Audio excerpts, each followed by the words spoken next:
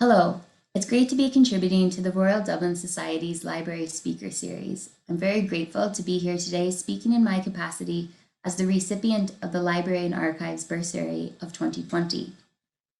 The lecture I'll be giving today is based on the very rich sources I've found in the RDS Archives, and I'd like to thank Natasha for facilitating access to those archives while we were still in the midst of a pandemic. Also, thanks to Jared for organizing the speaker series. It's really a delight to be able to contribute.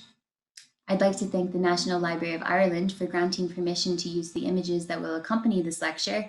You can view many of these images online and see part of their broader collections that they're included with. I'm a historian of childhood and Irish history, and I was most recently a postdoctoral fellow at the Centre for the History of Medicine in Ireland in the School of History at University College Dublin.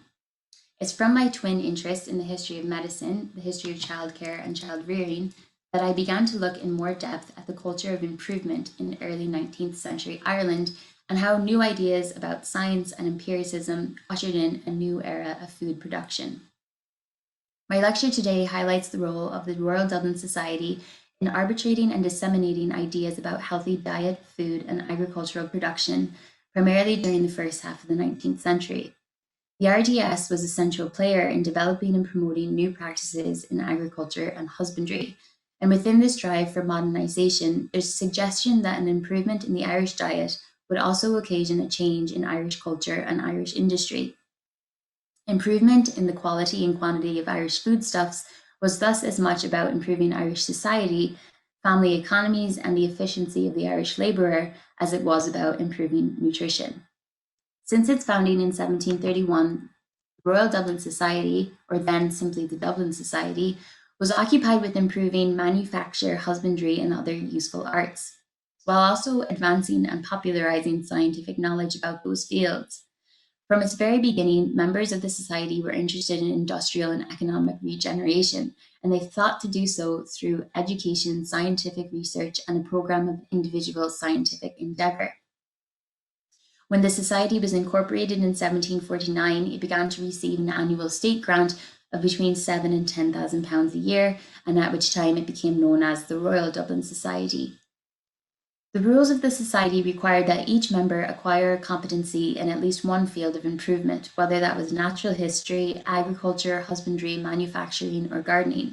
And on each of these topics, a member was supposed to read widely, conduct experiments, and make a full inquiry in order to report back to the Society.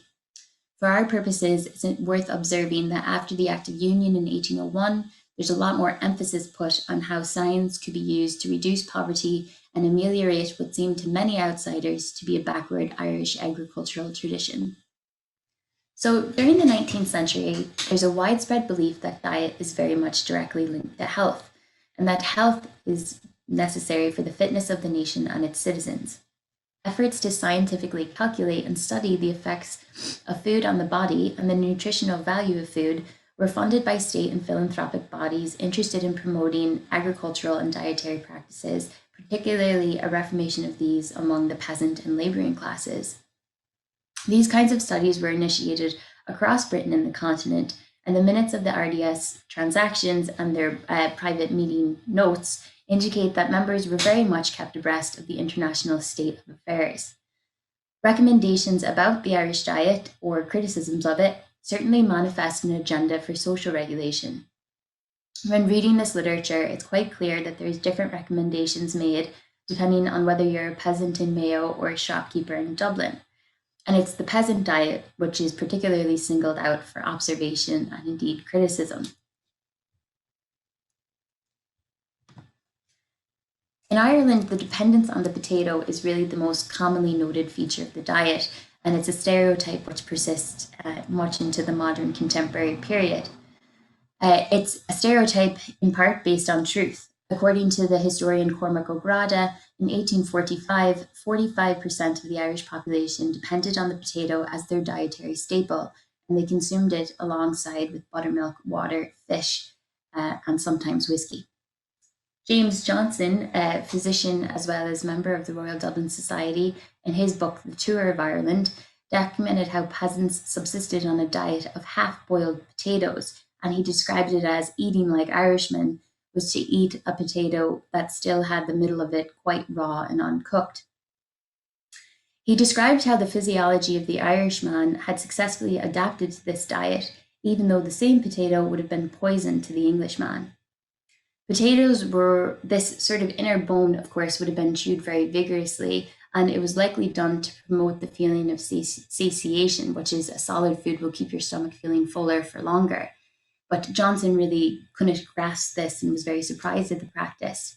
And he made sort of a larger argument, which was that this really dependence on the potato as the main source of food, as well as its half cooked quality, was really sort of indicative of a very primitive culture that didn't have very much forward thought or sort of planning ability. He actually made the argument that Irish peasant belief in fairies, demons, and otherworldly creatures was created by this excessive consumption of potatoes, as well as poaching, which is a very powerful alcoholic drink, which gave the Irish nightmares, which they later thought were real. So he ties together the sort of fairy culture with diet and suggesting that these two things are related. In a similar vein, though, much of the debates during the sort of first half of the 19th century before the famine are about the relative benefits or disadvantages of the potato diet and of the sort of potato monoculture. So some people argued that the potato was actually very good and a very good diet staple that could produce, quote, clearness of ideas and quickness of thought, particularly among Irish tenant children. They were thought to improve the quality of the blood and were preferable instead of animal food. One author in the Belfast Newsletter described in September of 1828 that working boys had an intellectual edge gained from their humble accommodation and diet, and if they were given a richer table or put into a rich man's house, they would suffer. So this belief that the poor gained advantage in some way from their deprived circumstance was usually deployed as a way of criticizing upper class indulgence. It also features in an aspect of gender discourse where the sort of virile man of nature who works for his living is juxtaposed with the leisured fop. British politicians, of course, were quite critical of Ireland's monoculture and blamed the potato diet for the Irishman's stubborn and lazy nature. Given Ireland's cyclical famines, endemic poverty, and supposed overpopulation, many political economists and improvers saw dietary transformation as really the key mechanism for solving long-running social, economic, and political problems. Reforming the labouring classes was, of course, about reforming the household economy and not really seen as a vehicle for social mobility. So managing your food resources isn't really about you being able to sort of climb the ranks and move into the middle classes. It's very much seen as making do with what you have because that's your sort of God-given place within the social sphere. So these sorts of lessons are conveyed quite well in a lot of the didactic literature that's written around the 1820s and 1830s. One example of this is a text titled The Cottage Fireside, published in 1821 as a dialogue between a grandmother and her granddaughter Jenny, and intended to provide readers with practical and moral instruction. It had widespread distribution throughout the British Isles and was republished several times by the Kildare Place Society. The tract reminded the labouring classes to be content with their place in life, and the protagonist stated, quote, "By moderate industry, we can make out a living. We are as well off as they, the rich." Labour, so far from being a hardship on us, is one great source of our enjoyment as it contributes greatly to health, without which life drags on heavily, as many of the rich well know. In eating and drinking, we greatly have the advantage of them. You know who it is that says, "The full stomach lathes the honeycomb, but to the hungry soul bitter things are sweet." Labour and temperance in diet produce sound sleep at night and fit us for the toils of the ensuing day. So the author of this tract, who was actually sort of a middle-class woman who never probably really encountered too much of a limited diet in her life, she's really sort of valorizing the deprivation of the peasant classes and suggesting that it's actually probably a better existence than that of the middle or the elite classes. So when we read a passage like that, we of course have to take into account sort of who's writing and who they're writing to. So much like today, when superfoods like, say, kale or acai or bone broth sort of gain a moment where they're really heralded as having this great therapeutic value. During the 19th century, there's certainly not the same sharp distinction between food and drug which we have today. So foods are both considered therapeutic as well as curative. And we have examples of this, of course, from family correspondence. One particular from Irish physician William Drennan, when he recommended his 3-year-old son Thomas be given a typical diet of, quote, calves' feet jelly for his 1 o'clock dinner. This was after having a breakfast of warm milk just from the cow on bread. His dinner now a little flesh, a little wine, and at 7, bread, butter, and a cup of something like tea. When Thomas had a spate of bad health caused by some kind of stomach complaint, Drennan recommended to his sister, do you give him any wine? Might not a glass or two in the day be worthy of trial? So certainly alcohol was considered appropriate for dosing an infant or a child, but food and alcohol are all sort of seen within this sort of model of humoral balance. So traditionally, if we look back to the 18th century, thoughts about how food affected the human body were very much in reference to individual constitution. The body was thought to be composed of 4 humors: black bile, yellow bile, phlegm, and blood. An excess or loss of any of these humors was the cause of disease. So a host of exterior factors could affect the balance of these humors, but they were also associated with stages of life. So for example, children were thought to have an excess of heat and fluid, which made them prone to fevers, stomach, and bowel disorders.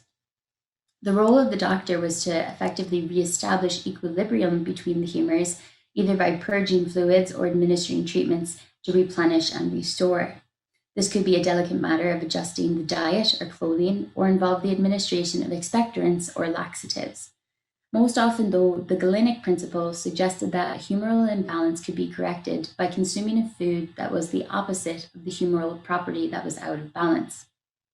For example, a fever, which was associated with dryness and heat, could be rebalanced by consuming cool and wet foods like cucumber. So food affected digestive processes and could reassert a healthy balance within the body. There is very little understanding or interest in the sort of specific chemical composition of a food.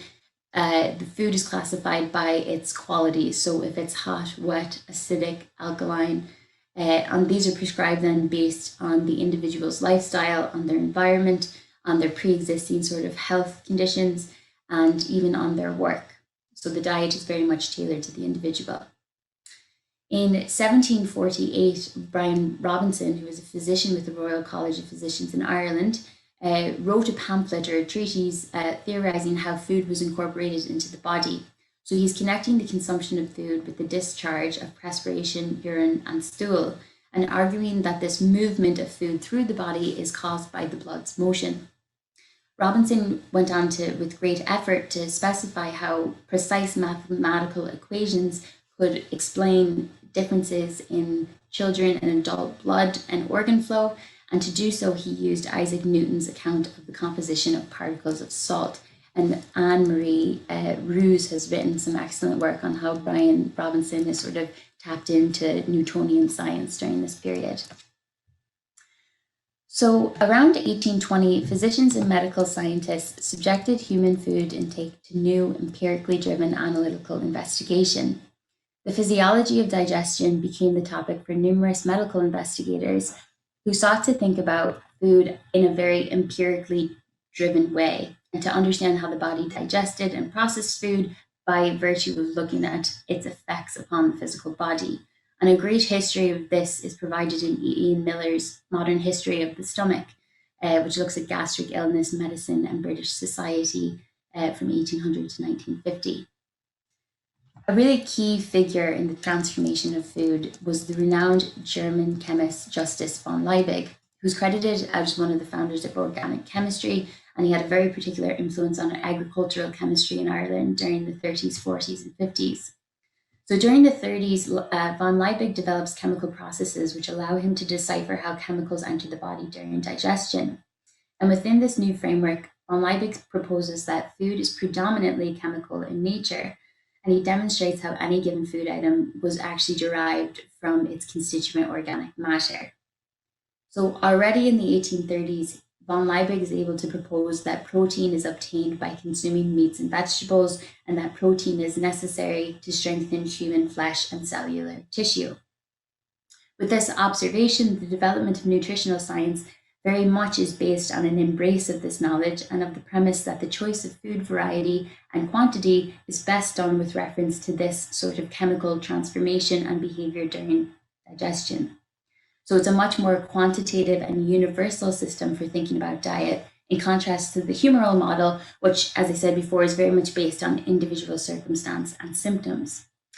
We know that von Liebig's ideas were rapidly seized upon in Ireland. In 1836, Robert Kane, who had previously been appointed a lecturer he'd previously been appointed lecturer in natural philosophy at the RDS. He went to study for 3 months with von Liebig at a laboratory in Jessen. The sort of crossover here between the medical, the chemical, and the food is sort of borne out in Robert Kane's background. His father was a Dublin chemical manufacturer, and Kane had a very precocious interest in chemistry, and while still a schoolboy had attended lectures at the Royal Dublin Society. And as we'll discuss later, Kane comes to play quite an important role in famine relief policy during the Great Hunger. So interest in the nutritive value of food does predate to some extent the chemical analysis which is developed by von Liebig. We can see this most clearly in the development of agricultural theories about the fertility of the soil, the mineral content of the earth, and how those things would impact on the nutritive quality of the vegetable. So in 1800, the RDS introduced a set of prize premiums covering an array of husbandry, agricultural, and planting specimens and methods.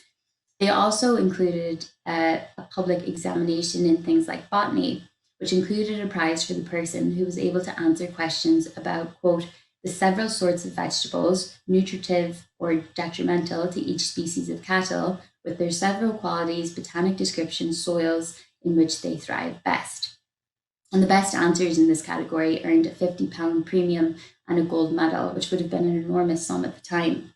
So certainly from 1800, we can see a very great interest in experiments with how food would affect animals. So how food will affect sort of the growth of cattle and sheep. And there's quite a few examples of this in the transactions as well as the meeting minutes of the RDS. So the premiums are very much designed to promote a particular agricultural knowledge among farmers. And so in these premiums, we see a stipulation that among persons who are hereafter mean to be practically engaged in farming, no person will be entitled to any of these premiums who is not a farmer, son or apprentice of a farmer, or a working man. And the person who went for the premium must, of course, satisfy the society that he means to go on to give service or practice in the farming line. So right from the start of the 19th century, there's a real emphasis on this isn't supposed to be just knowledge that's gained by elite and middle class men in Dublin who are interested in sort of scientific aspects of agricultural development. This is meant to be for farmers and their families to really improve agriculture in Ireland. So in 1794, Richard Kirwan publishes a sort of really important essay around agriculture in Ireland and how to work with early insight from mineralogy. It's republished in 1801, and then in that particular edition, it's responded to by a number of people who read his original work and put into practice some of his suggestions for increasing and enhancing soil fertility with the use of minerals as well as manure. So Kirwan describes agriculture, quote, as the art of making the earth produce the largest crop of useful vegetables at the smallest expense. It has often been remarked that amidst the various improvements which most of the practical arts have derived from the progress lately made in natural philosophy and chemistry, none have fallen to the share of agriculture, and it remains nearly in the same state in which it existed 2,000 years ago. The most pressing questions, Kirwan argued, was to determine how mineralogy and soil composition could be best engineered to sustain fertile crops. He issued an essay on the best kind of manures for use on different types of Irish soil, and he believed that vegetable and animal manure sort of attracted oxygen from the atmosphere, converted it into fixed air, and thus was transmitted into the root of the plant. He also experimented with things like saline solutions, as well as lead, iron, and copper. So again, by doing an analysis of what the constituent parts of the vegetable were, they were thinking about how you could increase, let's say, the saline composition of a vegetable by putting more saline into the soil itself. And that work is kind of happening before von Liebig, but certainly it accelerates with von Liebig because it has a real sort of grounding then in empiricism. He also poses questions for further work, which I mentioned. So in 1801, there's people already sort of engaged with his work who are reporting on their experiments and their successes or sometimes failures in using these sorts of insights to generate bigger crop yields. But he's focused in on this question of animal gluten, which is sort of another word for protein. So, quote, as animal gluten is allowed to be the most nutritious of any of the substances contained in vegetables, and exists chiefly in wheat and potatoes, what is the sort of wheat or of potato that contains the most of it? And what is the soil or manure that contributes most to its production in each of these vegetables? So already we can see how an emphasis on breeding and encouraging the most healthful variety of a vegetable is really a goal of good agricultural practice. He also offers a new method for planting potatoes from shoots, which many members of the society trial and ultimately sort of don't really like. They don't find it particularly useful. And one member actually reports that Moncell's idea had clearly never been trialed in the real world condition without access to a horse and cart. So again, the sort of disconnect behind what's happening in the science and men who actually aren't working in the field but sort of are coming up with ideas for improvement. And then when these are trialed and sort of fed back into the society, there's a certain criticism of if you don't have a horse and cart, some of these things just really aren't practicable. So scattered throughout the meeting minutes as well as in the RDS transactions, we see a lot of debates about what variety of species is the best for both producing the most yield, the most growth, but also we see references to nutritive value. For example, in 1803, 3 society members contributed comments about the variety of globe turnip and its superiority to the bullock or Swedish turnip. Thomas Bourne reported that, quote, the texture is firm and compact, its juices nutritious and sweet to the taste, making it an excellent vegetable for the table and also having an improving effect upon cattle. In another session held in 1851, we see a report from Mr. W.K. Sullivan about the quantity of sugar in Irish-grown bulbous roots. And he thought this was an important point for manufacturing sugar, which many of the members of society were quite interested in terms of manufacturing it from beetroot. And he thought the same process might be applied to things like lilies, belladonnas, or irises in order to manufacture sugar. So even in these early 19th century texts, we can see how there's a combination of mineralogy and the humoral constitution, which is informing an awareness of nutrition and the value of food in affecting the body. And this is before von Liebig's very revolutionary effect on the understanding of food and digestion as primarily organic compound processes. So the impact of von Liebig's ideas and the excitement of being able to quantify in minute detail the chemical composition of every foodstuff is really brought to public attention and public awareness during the Great Famine. And as historian Ian Miller has argued, the famine offers a really good opportunity for scientists with an interest or specialism in nutrition to get into dialogue with political economists and social reformers by connecting their work to sort of broader agendas of Irish social change and economic development.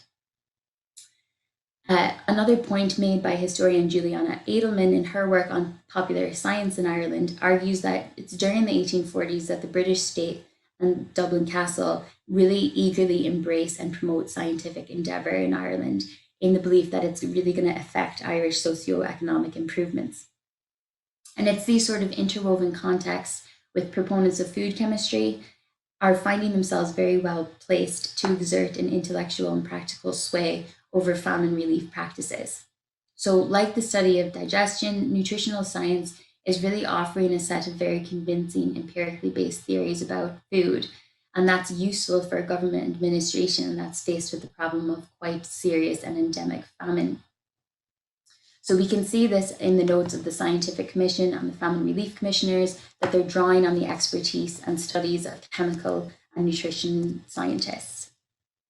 However, and this is a point Ian Miller makes, that there's such a focus on the chemical value of food and on the chemical composition of a particular food that famine relief to some extent becomes distracted by the lack of nutrition in certain kinds of replacement grains like Indian meal or rice that are being imported into Ireland during the famine, and they're being criticized as being insufficient for Irish peasants, and that rice could in fact cause some of the problems like typhus, and other fevers that are associated with the famine starvation.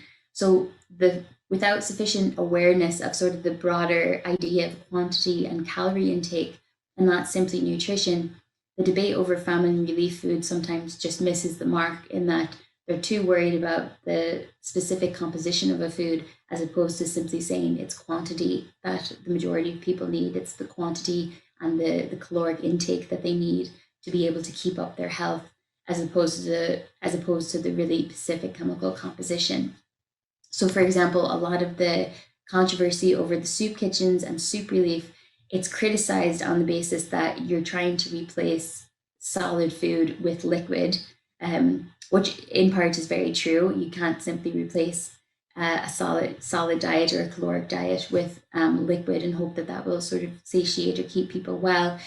But at the same time, a lot of those arguments are so minutely concentrated on the particular vegetables and the particular meats that are in those soups that they sort of miss the point that more soup is better than less soup. So the RDS is sort of involved in the final publication that happens, that's exploring the controversial soup kitchens, and it's commissioned by the RDS and then written by an Irish chemist called John Eldridge. He offered an assessment of the nutritive value of soups on offer in Sawyer's Soup Kitchen, and then compared these with the dietary laws that are being outlined in contemporary nutritional chemistry. So he praises them for having fish, for having protein, but that it doesn't contain the correct combination of flesh, seeds, and vegetables to be able to prepare the body to digest properly. So again, this sort of criticism on monoculture, you can consume a lot of fish, but that's not any better than consuming a lot of potatoes. The Irish peasant needs to have more sort of variety in its diet. So prior to the famine then, the RDS's role in publication throughout the 1830s and 1840s is really based on two sort of outreach programs. We have the Provincial Lecture Series and the Exhibition. So historians Kevin Bright and Kieran Byrne have documented how those public lecture series were organized, and they're very important in sort of the more provincial towns for gathering together like-minded scientific men. They provide an occasion for socialization as well as learning, so creating sort of that bond of a society of the kind of usually typically middle-class man. And the RDS really promotes these lectures and encourages them, particularly after 1836, when they'd been subject to quite serious allegations that the society had become too exclusive and elitist to be able to receive government funding. So the push for provincial lectures is very much an effort to say the knowledge that's sort of being assimilated and accrued within the society is meant to be shared with wider Irish society. Demand for these lectures was indeed very high, and agricultural chemistry is sort of a frequent topic for discussion. It's not the only one that's being lectured about, but it certainly comes up more than once. Most often it's being talked about or it's being done by lecturers like Davy Sullivan and again Robert Kane. So Kane's enthusiasm for Irish agriculture is quite consistent throughout the 30s and 40s. In his book, The Industrial Resources of Ireland, which is published in 1845, he argues that Ireland has all the natural resources it needs for a fully industrial modern economy. It just lacks skill and capital. That second problem of capital, he sort of associates with the absentee landlord, the sort of lack of a functioning aristocracy in Ireland. But the first problem, that of skill, is very much something that government and social bodies can work on and fix through education. So Kane really insists that Ireland's latent potential could be realized, and he's seen this happening in places like France and Germany, where he has spent time observing how education and agriculture are sort of brought together. And he really sees it as it's not a problem with Irish land or Irish environment, it's with the Irish labourer who has simply failed to benefit from all of the advantages of modern science and modern empiricism effectively. So another feature of the RDS's educational programming was the exhibition. In January 1834, the Society proposed a national exhibition of Irish manufactures, produce and inventions or implements of husbandry. And the exhibition took place on the 12th of May in 1834. Specimens of agricultural and horticultural implements and every article that can serve to exemplify native ingenuity and industry or illustrate our natural resources were advertised for and brought into Dublin.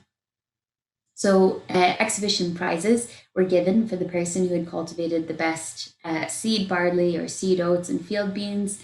There's a £2 prize for the best bit of butter exhibited, but your exhibition of butter had to have not less than 40 pounds of butter. So we can only imagine sort of the quantity of what's required there, and certainly transportation as well to bring that in. So in 1843, the RDS announces plans for an agricultural museum, a place where manufacturers of machinery and farming implements could be on display. So a suitable building was chosen, and all the implements and vegetable productions of approved utility or merit were there exhibited by the inventor or the proprietors. In this way, the RDS believed that members of the public would have a very visual and tactile experience of these new technology and implements. The audience or the people that were going through the museum could quite easily touch and see these new tools, and probably with the idea of being able to go home and recreate them, as well as see well-grown plants, take them in their hand, weigh them, and see how they had sort of been developed. At the same time, the award of a medal to the implements that were, sort of considered to be the best quality was giving a real sort of sense of encouragement for innovation and for their makers. And so the society really sees this as being the benefit to such an exhibition. You're encouraging innovation for the people that are creating these models, as well as allowing the public to have some sort of interaction with the latest in sort of scientific invention. This image here on the screen that you see is a description of Mr. Middleton's machine for collecting hay that was developed actually quite early on in 1802, and it's described to members here how you could construct your own. It's probably a little bit difficult to see on the screen, but there's a description of what types of wood that you need to have and the measurements of the timber in order to construct this hay collecting device. Another one of the implements that's devised is a machine for grinding potatoes into starch. So this is from an 1802 transactions. Delacour recommended constructing this to grind the potato into pulp and then extract the white liquid, which he thought when mixed with chalk makes a very beautiful white paint for painting ceilings. However, during the famine in 1845, potato starch and this process of processing the potato, particularly a diseased potato for extracting starch, is promoted by the commissioners and by Robert Kane as being a healthful sort of alternative to consuming the diseased potato. So you're supposed to extract the starch using this type of implement, add it with oatmeal or flour, dry it out for a few days and use it to make bread. This sort of suggestion it's not taken on very well. It's not seen as very useful or practical for many of the peasantry to try and come up with the creation of this invention to source the items that they need to make some kind of device like this. And I just thought that's quite interesting that in 1802, it's thought of you use this starch for paint, and in 1845 they're suggesting you eat it. Certainly a change there. So just in the way of sort of conclusion then, on Friday, February 24th, 1860, Mr. Thomas Baldwin, who was a lecturer on agriculture at the Albert Model Farm in Glasnevin, a project which the RDS had been involved with in terms of setting up a sort of ideal model farm, He addressed his address to the RDS on the condition of the Irish agricultural labourer. His point was simple. In the aftermath of famine and a constant flood of outward immigration, the condition of agricultural labourers must be provided with better wages, accommodation, and food. The wages of the labourer meant that he had to maintain himself and at least 4 children and a wife. And when Baldwin calculated out all the expenses, he thought that it would come out to roughly 2 shillings a week for food for this man, 4 of his children, and his wife. And that was simply not enough. In his closing remarks, Baldwin stated, quote, "The body of the labourer has been aptly compared to a machine. The comparison may not appear appropriate. It will perhaps be called a sordid comparison. Nevertheless, it will be found that we are consulting the best interests of the labourer if we show his employer that it is in his interest to bestow upon the animal machine only as much attention as is paid to the farm horse or the steam engine. Unless we supply in his food the carbon necessary to carry on the combustion that takes place in his body, the working man cannot continue to ply his arm actively, unless his food contains a sufficiency of nitrogen to supply the waste of his muscle produced by the physical force he exerts." So by 1860, this sort of idea of the human body as a machine that needs particular chemical elements like nitrogen to function is very much reconfiguring both the idea of food, but also the idea of the worker himself. So the body becomes, in essence, just a house for chemical reactions, and that exertion is producing labor. And on the same evening, Reverend Charles Hamilton, speaking on the same evening as Baldwin, stated, quote, "Here is a work in which the society may well engage, for it is work in which there is no place for the angry feuds of legislators or controversialists. It is one in which the clergy of all denominations ought to cordially unite, as it is one which is calculated to benefit alike the rich and the poor. The food of the country depends upon labour skillfully applied." So from the 1840s and onward, this nutritive model of food really gains traction and is promoted quite aggressively. In the post-famine period, there's a lot of optimism on the part of a lot of reformers that although the death and mortality is really regrettable and high levels of immigration is certainly not good, they're quite enthusiastic, or let's say optimistic, about the sort of complete transformation and revolution that can take place in Irish agriculture now that the landscape has been completely changed, and you just don't have the amount of people living on the land that you previously did. This nutritive model of food, of course, is what dominates our own modern conceptions of healthy eating. Certainly the ubiquitous nutritional food label that we see necessarily printed on every sort of packaged food informs the consumer of the caloric and nutritive properties of their food. So we can see from this early period from 1800 to 1840 a real transformation of food from an individualized remedy for temperamental and dispositional complaints into a conception of diet and metabolism as essentially a universal chemical process. And this has a number of implications for the Irish food industry. It influences experiments in horticultural cultivation to produce the most healthful, vitamin and mineral-rich foods. And it also changes how people think about their bodies and about their relationship to food. It eliminates much of this sort of association of emotion with food, of temperaments being influenced by food or vice versa. And it suggests, as those previous quotes stated, that the body is really just a machine. And so to function, it simply needs the correct assemblage of proteins, vitamins, and minerals put into the machine at the proper time of day. So this abstraction of nutrition from the experience of eating is surely key to some of this modernization of food culture and the alienation of food products from their chain of production, of processing, and of packaging.